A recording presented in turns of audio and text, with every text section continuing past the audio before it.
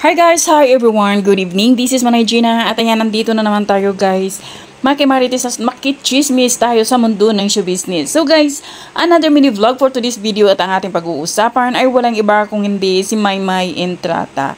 Kasi nga guys, napanood ko last Sunday sa ASAP yung collaboration nilang tatlo ni Sir Gary, si Darren at tsaka ni Maymay.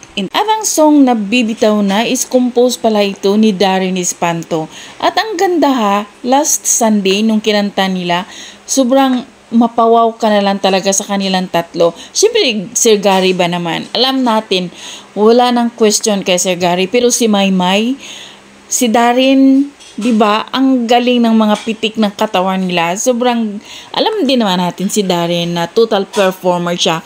Kasi nga, diba, galing sumayaw, galing kumanta.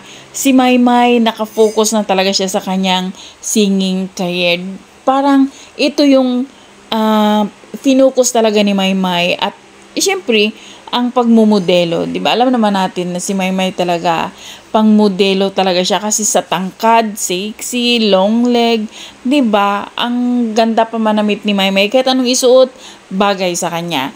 So, yun lang guys, napawaw lang ako sa performance nilang tatlo last Sunday sa ASAP.